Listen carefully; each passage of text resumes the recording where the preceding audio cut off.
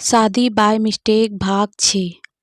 तो दोस्तों अब तक हमने पढ़ा कि स्नेहा पल्लवी, पिया और आरव को ऋतिक के रूम में छोड़कर वापस सोने चली जाती है। अब आगे ऋतिक और पल्लवी वहीं 2 मिनट रुके रहे। फिर पल्लवी काउच की साइड जाने लगी। ऋतिक, यह क्या कर रही हो? पल्लवी, आप बेड पर सो जाओ, मैं काउच पर सो जाऊंगी। ऋतिक, नहीं पल्लवी, तुम बेड पर सो जाओ। पल्लवी, नहीं, मैं एडजस्ट कर लूंगी काउच पर। ऋतिक, पल्लवी तुम अपनी ना सोचो पर आरव की सोचो। बाई चांस वो रात को उठ गया और उसे उसके साइड में तुम नहीं मिली तो फिर वह रोएगा, इसीलिए सो जाओ चुपचाप बेड पर। पल्लवी कुछ बोलती इससे पहले ही ऋतिक ने फिर बोला, ऋतिक डोंट वरी, मुझे आदत है काउच की, तुम सो सकती हो बेड पर। पल्लवी को ऋतिक की बोली हुई या बात समझ तो नहीं आई, परंतु वह चुपचाप बेड पर जाकर बैठ गई और उसकी नज़र बेड के साइड टेबल पर पड़ी। वहाँ पर एक फ़ोटो फ्रेम रखा था। ऋतिक और उसकी पहली बीवी की शादी की फ़ोटो थी। पल्लवी ने उसे अनदेखा कर दिया क्योंकि उसको इन सब बातों से कोई मतलब नहीं था। ऋतिक वहीं काउच पर बैठा और खाना खाने लगा। तभी उसके दिमाग में एक बात आई। ऋतिक, पल्लवी तुमने खाना खा लिया? पल्लवी ने धीरे से अपना सर हिलाकर हाँ का इशारा किया। ऋतिक, कब खाया? पल्लवी, नीचे डाइनिंग। ऋतिक ने उसकी बातें सुनी ही नहीं और बीच में बोल पड़ा, ऋतिक नीचे तो तुम पिया और आरव को खिला रही थी, पर तुमने नहीं खाया था। पल्लवी रुक रुक कर बोलने लगी, मैंने तभी खा लिया था। ऋतिक उसकी बात काटते हुए बोला, झूठ बोलना नहीं आता तो बोलती क्यों हो? पल्लवी 2 मिनट किसी सोच में खो गई। ऋतिक, पल्लवी कहाँ खो गई? पल्लवी, कुछ नहीं। ऋतिक फिर से झूठ। अच्छा ये सब छोड़ो, चलो इधर आओ, खाना खाओ। पल्लवी, मैंने खा लिया है। ऋतिक, पल्लवी मैं जानता हूँ तुमने नहीं खाया है, इसीलिए इधर आओ, तुम्हें आरव की कसम। पल्लवी ना चाहते हुए भी ऋतिक के पास गई। ऋतिक ने उसे वहीं उसके पास बैठने का इशारा किया और वह बैठ गई। ऋतिक, पल्लवी ऐसा कब तक चलेगा? तुम खाना नहीं खाओगी?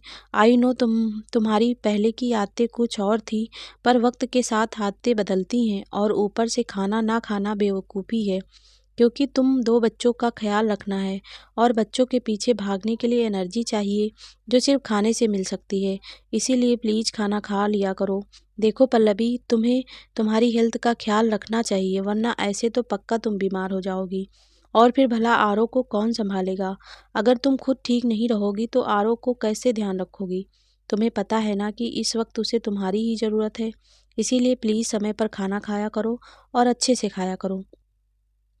पल्लवी ने कुछ नहीं बोला और सिर्फ सिर हिलाकर हाँ का इशारा किया। ऋतिक ने पल्लवी को अपनी प्लेट ऑफर करी। पल्लवी को अजीब लग रहा था, पर ऋतिक के समझाने पर उसने खाना खा लिया और उसे ऋतिक की बोली हुई बात भी सही लगी कि इस समय आरव को उसकी काफ़ी ज़रूरत है और बस आरव के लिए उसको खुद का ख्याल रखना ही पड़ेगा। ऋतिक, वैसे पल्लवी तुम्हें अभी थोड़ी देर पहले क्या सोच रही थी? पल्लवी, कुछ नहीं। ऋतिक, देखो हमारा पति पत्नी का रिश्ता बेशक नहीं है, परंतु हम दोस्त तो बन सकते हैं ना। इसीलिए एक दोस्त के नाते तुम मुझसे सब शेयर कर सकती हो। पल्लवी, आपने जब बोला कि झूठ बोलना नहीं आता तो मत बोला करो। उस बात को सुनकर बस कुछ पुरानी यादें ताज़ा हो गई।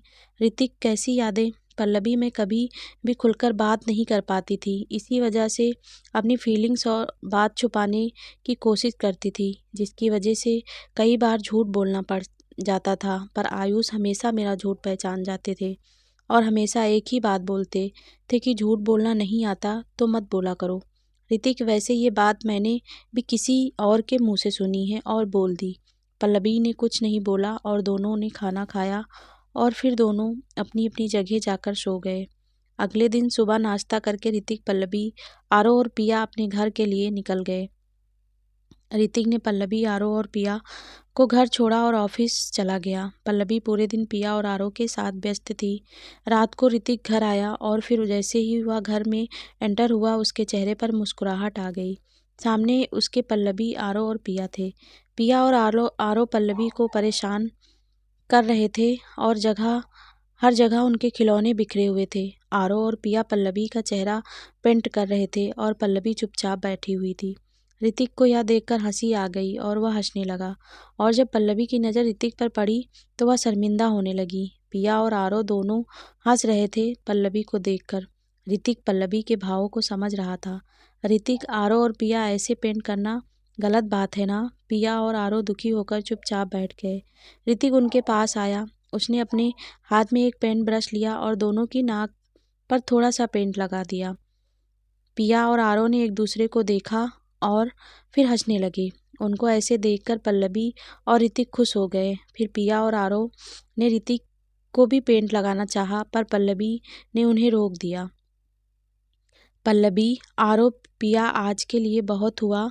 चलो अब मुंह धोना है तुम दोनों को, और फिर डिनर भी तो करना है। पिया और आरो फिर से दुखी होने लगे। आरो, मम्मी, पर अभी फ्रेंड को पेंट नहीं किया।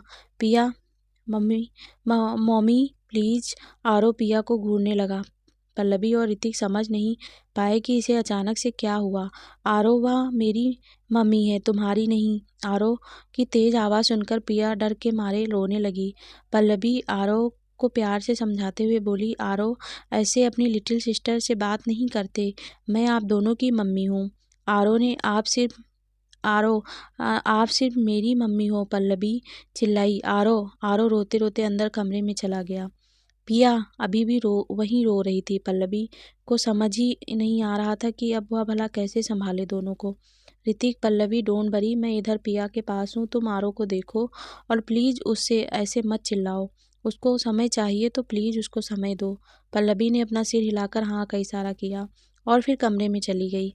ऋतिक पिया के पास आया और उसे गोद में उठाया। ऋतिक, सो मेरी लिटिल प्रिंसेस, क्यों रो रही है?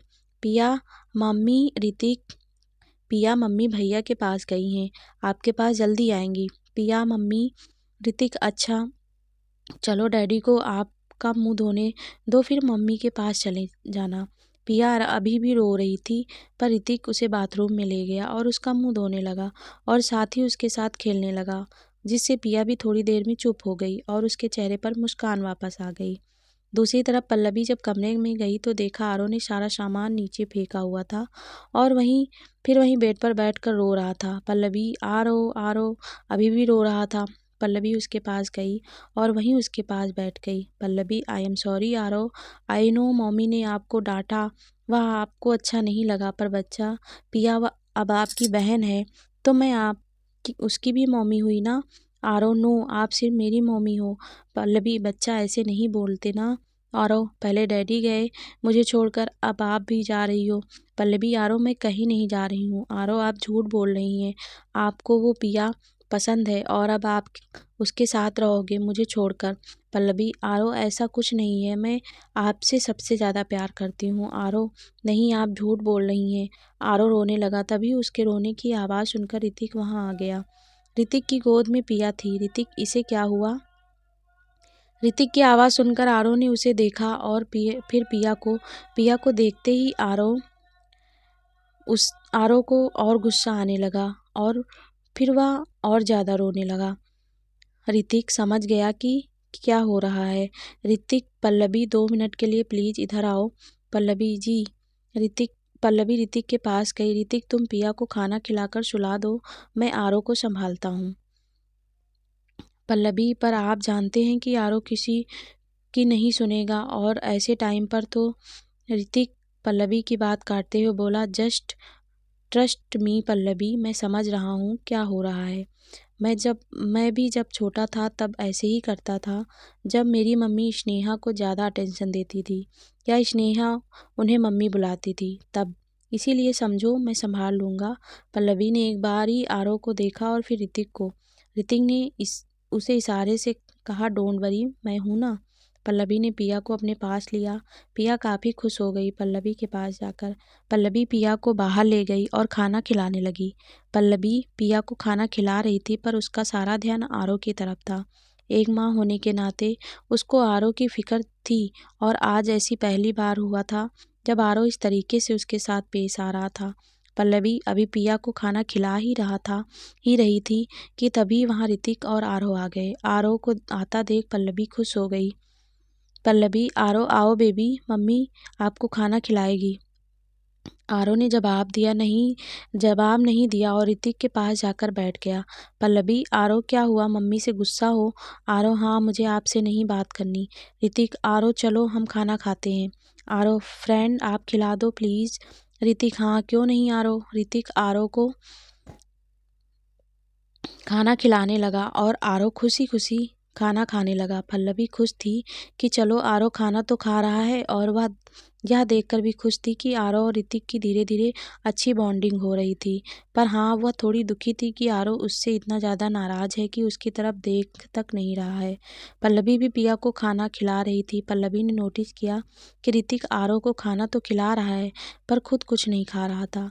पल्लवी आप आरो की वजह से खुद का खाना ना छोड़ें। ऋतिक यह तुम बोल रही हो, तुमने खुद कुछ खाया है। आरो की नज़र थी भी पल्लवी पर गई। बेशक आरो पल्लवी से नाराज़ था पर वह पल्लवी से बहुत प्यार करता था और वो पल्लवी की बहुत फिक्र भी करता था। ऋतिक आरो आपकी मम्मी सच में बेकार है। पता है वो आपको मुझे और पिया को यह गंदी गंदी सब्जियां खिलाती हैं और खुद बाद में अच्छा खाना खाती हैं। देखो तभी तो यह यहाँ नहीं खा रही हैं। आज मैं ये गंदी सब्जियां नहीं खाऊंगा। मैं भी आपकी मम्मी के साथ वही खाऊंगा जो वो छुपकर खाती हैं। ऋतिक ने यह सब तब बोला जब आरो और पिया का खाना खत्म ही होने वाला था। आरो मम्मी गंदी नहीं है, सब्जियां अच्छी होती हैं, मुझे पसंद है सब्जियां। यह कहते हुए आरो खाना खाने लगा। पल्लवी की आंखों में खुशी खुशी के आंसू थे क्योंकि आरो बेशक उससे नाराज था पर किसी और के मुंह से उस अपनी माँ के बारे में कुछ भी गलत नहीं सुन सकता था। पल्लवी खुशी खुशी पिया को खाना खिलाने लगी। ऋतिक भी खुश था आरो की बात सुनकर पर आरो चुपचाप बैठा हुआ था। थोड़ी देर बाद ऋतिक ने आरो को पल्लवी के कमरे में सुला दिया और पल्लवी ने पिया को आरो के पास ही सुला दिया। ऋतिक ये सही है, दोनों अपनी मम्मी के पास ही रहते हैं। पिया भी भूल गई मुझे और अब देखो दोनों यहीं सो रहे हैं। पल्लवी अरे नहीं नहीं ऐसी बात नहीं है। ऋतिक मुस्कुराने लगा। ऋतिक मैं मजाक कर रहा था, बल्कि मुझे तो खुशी है यह देखकर कि पिया तुमने एक ही दिन में इतनी क्लोज हो गई है। उसे अब मुझसे ज़्यादा तुम्हारे पास रहना पसंद है और आरो बेशक गुस्सा है तुमसे पर फिर भी देखो जब मैंने तुम्हें गंदा बोला तो उसने तुम्हारी साइड ली। इससे पता चलता है कि तुम कितनी अच्छी माँ हो। So thank you Pallavi. अरे आप थैंक यू क्यों बोल रहे हैं। थैंक यू मुझे बोलना चाहिए कि आपने आरो को आज संभाल लिया। पर मुझे समझ नहीं आया कि आपने ऐसा क्या करा कि वह आपके साथ खाना खाने लगा और नॉर्मल हो गया। ऋतिक हाँ बताता हूँ पर चलो बाहर पहले, इधर इन्हें सोने दो और वैसे भी हम दोनों ने कुछ नहीं खाया है इन दोनों के चक्कर में। पल्लवी ने सिर हिलाकर हाँ का इशारा किया और फिर दोनों बाहर डाइनिंग टेबल पर आकर बैठ गए। पल्लवी ऋतिक और अपनी प्लेट्स लगाई और वहीं बैठकर खाने लगी। Hrithik you know what Pallavi, कभी कभी हमें बच्चों की कुछ गलत बातों में भी उनका साथ देना होता है और खुद भी एक बच्चे की तरह बिहेव करना होता है। मैं जब आरो के पास गया तो वो बहुत रो रहा था तो मैं भी वहीं बैठकर उसके पास रोने की एक्टिंग करने लगा। फिर रोते हुए एक्टिंग करते हुए बोला कि यह सब मम्मी ख़राब होती हैं। मेरी मम्मी भी मेरी छोटी बहन को ज़्यादा प्यार करती थी, तभी तो देखो उसे अपने घर रख लिया और मुझे यहाँ भेज दिया और वह भी आपकी मम्मी के पास। और पता है आपकी मम्मी ने सिर्फ आपको नहीं डांटा बल्कि मुझे भी डांटा और देखो आपकी छोटी बहन को लेकर चली गई। आरो मेरी बहुत बहुत ध्यान से बात सुन रहा था, इसीलिए मैंने बोलना जारी रखा। मैंने बोला कि पता है आरो सब मम्मी ऐसी ही होती हैं। देखो हम रोते हैं हमारे पास नहीं आती हैं पर हमारी छोटी बहन के पास जाती हैं। ऊपर से आपकी मम्मी तो सबको डांटती रहती हैं। मैं तो सोच रहा हूँ कि अपनी एक टीम बनाऊँ आपकी मम्मी के खिलाफ, फिर मैं उन्हें डांटूंगा। बताओ आरो आप क्या मेरी टीम में आओगे। हम देखो हैप्पी हैप्पी रहेंगे मम्मी के आगे। पिया को देखो वह हैप्पी रहती है तो आपकी मम्मी उसके पास जाती हैं, इसीलिए अब से हम भी हैप्पी रहेंगे। आरो मेरी बात मान गया बट मुझे लगा कि शायद ये और पिया फिर लड़ लें, इसीलिए मैंने उसको बोला कि आरो देखो अगर हम अपनी छोटी बहन से अच्छे से बात करेंगे तो हमारी मम्मी खुश रहेंगी और फिर हमें भी प्यार करेंगी और फिर सब हैप्पी हैप्पी होगा। मुझे लगा नहीं था कि आरो मानेगा पर वो मान गया और वह मेरे साथ बाहर आ गया खाना खाने। पल्लवी मुझे तो समझ नहीं आ रहा था कि इन दोनों को कैसे संभालूं पर थैंक यू आपने सब संभाल लिया ऋतिक। अच्छा यह सब छोड़ो, यह बताओ कि आज का दिन कैसा निकला तुम्हारा। पल्लवी आरो और पिया के साथ कुछ पता नहीं चला मुझे। कभी पिया के पीछे भागो और कभी आरव के पीछे इनके खिलौने ही संभालती रही और इनके आगे पीछे भागती रही। ऋतिक, तब तो थक गई होगी तुम। पल्लवी, हाँ, पर इतना नहीं थकी क्योंकि आदत है मुझे। जब आरव पिया की उम्र का था तब पूरे दिन इधर उधर भागता रहता था और अब तो कम भागता है, इसीलिए ज़्यादा फर्क नहीं पड़ा मुझे। ऋतिक, अच्छा। ऋतिक को कुछ याद आया। ऋतिक, एक सेकंड पल्लवी, यहीं रुको, मैं तुम्हारे लिए कुछ लाया था, वह लेकर आता हूँ। पल्लवी कुछ बोलती इससे पहले ही ऋतिक अपने कमरे में चला गया और 2 मिनट बाद आया। उसके हाथ में एक छोटा सा बैग था। ऋतिक, यह लो पल्लवी। अरे, पर इसकी कोई ज़रूरत नहीं थी। ऋतिक, इसकी तो सबसे ज़्यादा ज़रूरत थी। पल्लवी, एक बार देखो तो सही क्या है इसमें। पल्लवी ने वह बैग खोला तो उसमें एक फ़ोन का डिब्बा था और उसमें फ़ोन। पल्लवी, फ़ोन? ऋतिक, हाँ, अब बताओ, इसकी ज़रूरत नहीं है क्या? अब तुम्हें कोई परेशानी हुई तो कम से कम तुम मुझे कॉल तो कर सकती हो, और तुम अपना छोड़ो, मुझे ही आरो और पिया के बारे में जानना हो तो जान सकता हूँ, और तुम अपने दोस्त राधा से भी आसानी से बात कर सकती हो।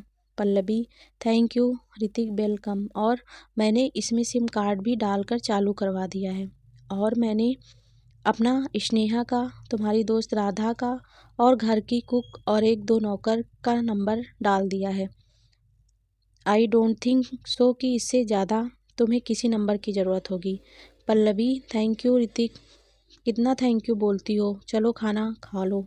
पल्लवी ने सिर हिलाकर हाँ का इशारा किया और खाना खाने लगी। तभी वह फिर से बोली, पल्लवी, मैं आपसे एक बात पूछूं? ऋतिक, हाँ पूछो। पल्लवी, वह आज आपने खाना मेरी वजह से खाना नहीं खाया। आपको पता है मुझे अकेला खाना खाना अच्छा नहीं लगता, तो आपने मेरा साथ देने के लिए ऐसा किया है ना? ऋतिक, हाँ, ऐसा ही कुछ है। आई नो तुम बच्चों को खिलाने में बिजी होती हो तो खुद कुछ नहीं खाती, और फिर तुम्हें अकेले खाना खाना पसंद नहीं है तो बाद में मैं भी नहीं खाती।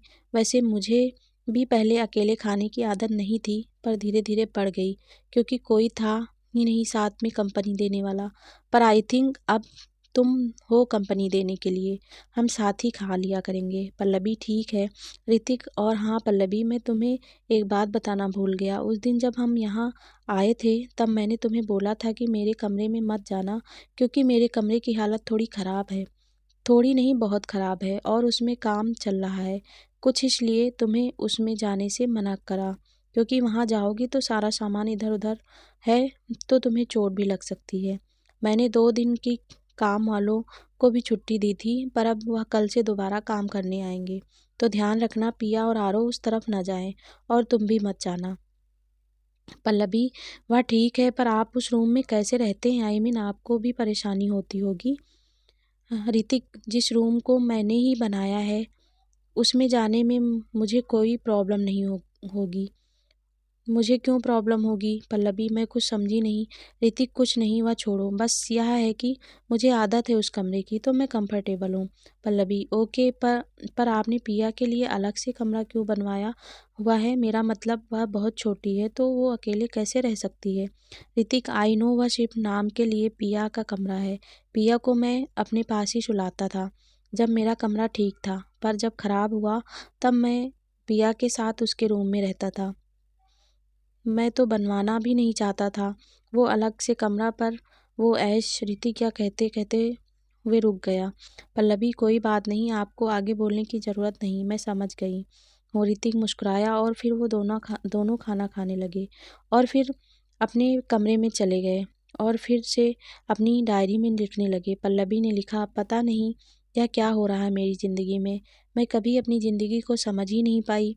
पहले मम्मी पापा चले गए मुझे छोड़कर, फिर आयुष आए तो दादाजी ने साथ छोड़ दिया मेरा, फिर आरो आया और सब सही ही चल रहा था कि फिर आयुष भी मुझे छोड़कर चले गए, और अब ऋतिक जी और पिया मेरी ज़िंदगी का हिस्सा बन गए हैं। पिया बहुत प्यारी है और ऋतिक जी भी काफ़ी अच्छे हैं। वो मेरे और आरो के लिए इतना कुछ कर रहे हैं। उन्होंने मुझे और आरो को अपनी ही जिम्मेदारी मान लिया है और वो अच्छे से सब चीज़ों को ध्यान भी रखते हैं। मुझे नहीं पता कि उनकी पास्ट लाइफ में क्या हुआ है, पर मुझे यह ज़रूर पता है कि गलती उनकी नहीं होगी। ज़रूर उनकी पहली पत्नी और उनके बीच मिसअंडरस्टैंडिंग होगी, क्योंकि ऋतिक जी सब कुछ सबकी परवाह करते हैं। मैं उनसे कभी वह पति पत्नी वाला रिश्ता तो नहीं बना पाऊँगी, पर हाँ, हो सकता है हम अच्छे दोस्त बन जाएँ, क्योंकि मैं उनसे अपनी बातें शेयर कर पाती हूँ। आई होप अब सब सही हो रहे हमारी ज़िंदगी में। ऋतिक जी से बातें करते करते मुझे आयुष आपकी बहुत याद आती है। कभी कभी उनकी बहुत बातें ऐसी होती हैं, मुझे लगता है कि बिल्कुल आयुष जैसे हैं। कभी कभी विश्वास ही नहीं होता कि आयुष आप और वह दोनों अलग हो और आप में फ़र्क है, पर यह मेरा दिल जानता है कि बहुत फ़र्क है। आयुष आपकी जगह शायद ही कोई ले सके, क्योंकि जितना प्यार आपने मुझे दिया उतना मुझे कभी किसी से नहीं मिल पाया और ना ही मिल पाएगा। आपने मेरे लिए सब किया, चाहे अपनी फैमिली के अगेंस्ट जाना हो या मुझे संभालना हो। I really miss you Ayush. यह लिखते लिखते पल्लवी की आंखों में आंसू निकलने लगे। दूसरी तरफ ऋतिक ने लिखा, पता नहीं मुझे ज़िंदगी कहाँ लेकर जाएगी। आज सब कुछ है मेरे पास, बस सिर्फ एक चीज़ की कमी है, वह है प्यार। जिससे प्यार किया वह धोखेबाज निकली। ऐश्वर्या, तुमसे मैं बहुत नफरत करता हूँ। काश तुम पल्लवी जैसी होती। पल्लवी कितना प्यार करती है आयुष से। आयुष कितना किस्मत वाला होगा कि उसे पल्लवी जैसी अच्छी लड़की मिली, पर फिर भी उन दोनों का प्यार अधूरा रह गया। मेरे केस में तो धोखा खाया मैंने, पर उनके केस में सब सही था, फिर भी वह साथ नहीं रह पाए। आरव बहुत प्यारा है, मैं जानता हूँ वह अपनी मम्मी को लेकर स्वामिगत है, तभी उसको पिया इतना पसंद नहीं है, पर मैं समझ सकता हूँ, क्योंकि मैं भी अपनी माँ को लेकर स्वामिगित था। आरव को देखकर लगता है कि वह मेरा ही बेटा है। उसकी हरकतें बिल्कुल मेरे जैसी हैं, पर सच कुछ और ही है। पर अब मैं दिल से उसे अपना बेटा मानता हूँ। पल्लवी के साथ मेरा रिश्ता दोस्ती का बन सकता है, पर उससे ज़्यादा नहीं। फिर भी मैं यह वादा करता हूँ कि मेरी वजह से उसे कभी कोई परेशानी नहीं होगी। अब वह मेरी ज़िंदगी है और उसे यह सब मिलेगा जो ऋतिक खुराना की पत्नी को मिलना चाहिए, सिर्फ मेरे प्यार के अलावा, क्योंकि मैं अब किसी से प्यार नहीं कर सकता और मुझे पता है पल्लवी नहीं कर पाएगी। वह और हम दोनों ऐसे ही खुश हैं जब तक हमारे बच्चे खुश हैं। मैं दुआ करता हूँ कि सब सही रहे अब हमारी ज़िंदगी में। ऋतिक ने फिर एक लंबी सांस ली और बेड पर जाकर लेट गया।